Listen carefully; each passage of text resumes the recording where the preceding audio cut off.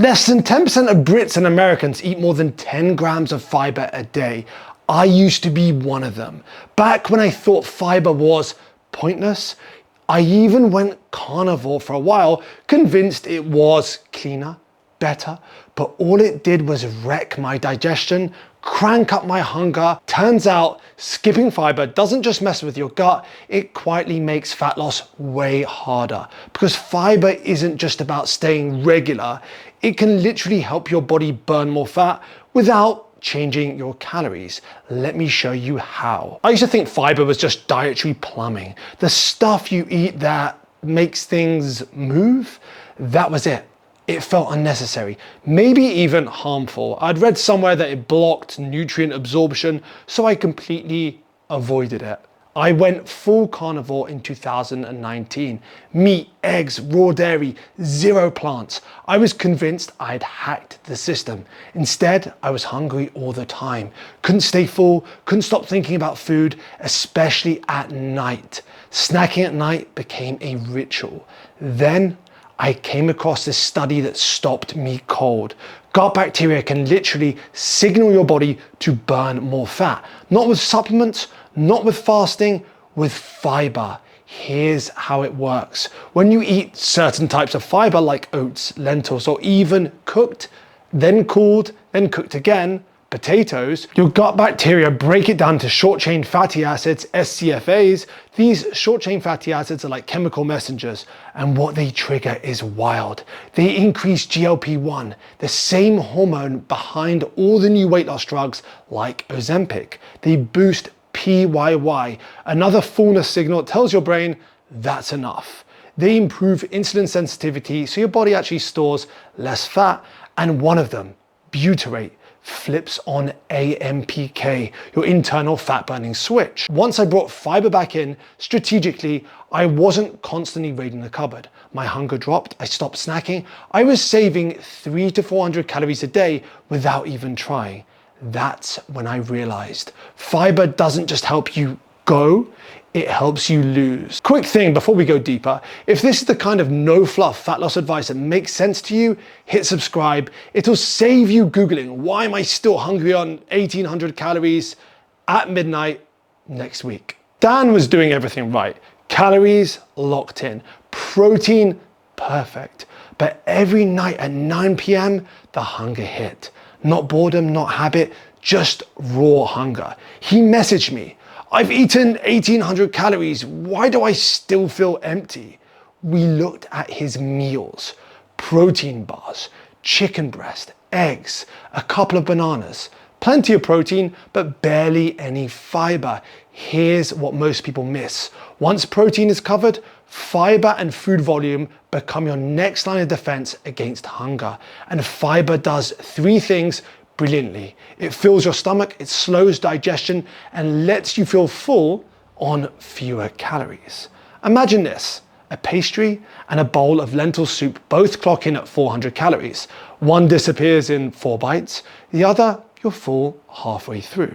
Same calories, totally different experience. So if you've finished lunch already and you're thinking about dinner, fiber isn't optional. It might be the one thing that helps you finally stick to the plan long enough to actually see results. When I first started coaching, I thought fat loss came down to discipline. Stick to your calories, hit your steps, don't give in to cravings. But after working with hundreds of men and women and digging into the research, I realized that willpower isn't the reason most people fail. It's hunger. And the hidden lever that makes the biggest difference, fiber. One study actually followed over 1,000 people for 5 years. No calorie cuts, just a 10% increase in soluble fiber. The result, a 3.7% drop in visceral belly fat, the stuff wrapped around your organs. Another study looked at long-term fat loss predictors, not mindset, not motivation, fiber intake. That was the strongest link to success. Even when calories were controlled, people eating more fiber lost more weight and actually kept it off. Why? Because fiber makes the deficit feel doable. It slows digestion, smooths out blood sugar, and stops that sudden drop from fine to raiding the the fridge. So yes, fiber helps you lose fat, but more importantly, it helps you stay in the game long enough so you can actually see fat loss happen. I had a client stuck at 13 grams of fiber a day. He thought he was nailing it. High protein, clean meals, no junk, steak, eggs, more steak, some raw cheese. He was eating like a machine, but felt like a bin. Constantly hungry, zero energy, and his digestion was wrecked. When we looked closer, the issue wasn't protein, it was fiber, or rather, the total lack of it. And here's how we fixed it. First, we swapped smart. Cooked and cooled, then cooked again, potatoes instead of white rice. Beans and lentils rotated in. We didn't cut carbs, we just make them work harder. Sometimes we'd replace half the rice in the meals with beans, lentils, or chickpeas. Same satisfaction, more fiber, better fullness. Then we fixed breakfast. Protein overnight oats instead of skipping it, chia seeds, flax seeds, raspberries. He went from 2 grams at breakfast to 15 before midday. Even Greek yogurt worked. Add in a little psyllium husk, top it with raspberries, some hemp seeds, and a couple of dates. Done. Next, carb upgrades. Lentil pasta instead of ordinary pasta, potatoes instead of bread or rice, some quinoa, more fiber, more volume, more satiety. Simple swaps that actually gave him more food, fuel that kept him full. And finally, double the veg. Every meal got 2 to 3 servings, not for nutrients, not for aesthetics, for volume. Roasted carrots, zucchini, or as we Brits call it, courgette, peppers, mushrooms, peas, spinach wilted into sauces. Nothing fancy, just tactics that actually made a difference.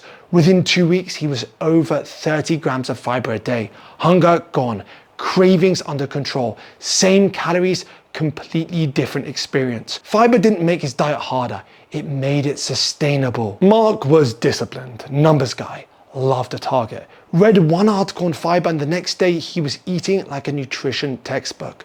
Beans at breakfast, squash at lunch, lentils at dinner. By day 3, I got a message. Mate, I haven't gone to the toilet in 2 days and my stomach looks like it's holding triplets. Classic mistake. So your gut has a team, bacteria trained, to break down fiber. If you've been underfeeding them, they're out of shape. And when you suddenly drop 30 grams of fiber on them, they riot. Gas, bloating, constipation, not because fiber is bad, but because your gut wasn't ready. That's why I tell clients aim for a minimum of 14 grams of fiber per 1,000 calories. So that's 28 grams a day if you're eating 2,000 calories and around 35 if you're more active. But if you're currently under 10, don't jump straight to 40. Add 5 to 10 grams per week. Let your system adapt.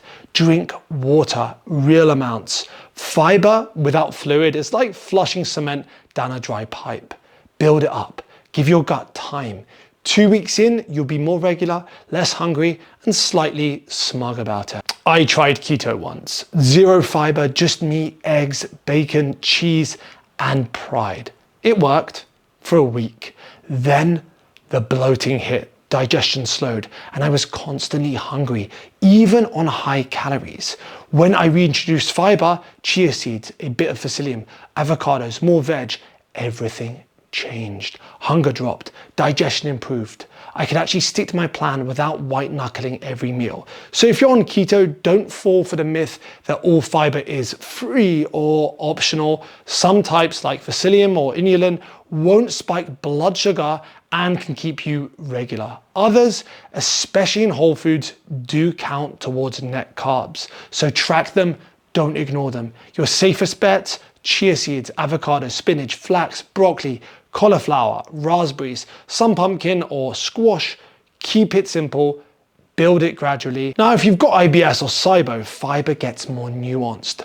Cutting it out completely starves your good gut bugs, and long term that can make symptoms worse. So start with gentler options: oats, carrots, peeled fruit, chia. Skip raw cruciferous veg or high FODMAP beans, especially early on.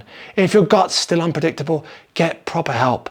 Don't DIY digestion. The bottom line, most people need more fiber, not less. But how you add it in depends on your gut, your diet, and your history. It's not cardio, it's not cutting carbs, and it's definitely not some overpriced greens powder. It's fiber, the one thing that helps you eat more for less calories, burn more fat without knowing it, and stay in a deficit without losing your mind. Start small. 1 fiber-rich food per meal, then 2, then 3. It sounds basic, but that's why it works. If you want a plan that makes this feel automatic and actually fits your life, apply it for one-to-one coaching below. We don't do fads, we build structure that lasts. And if you've lost a good amount of weight, but you're wondering why your belly fat is still there, watch this video next. Have the best day, and I'll see you over there.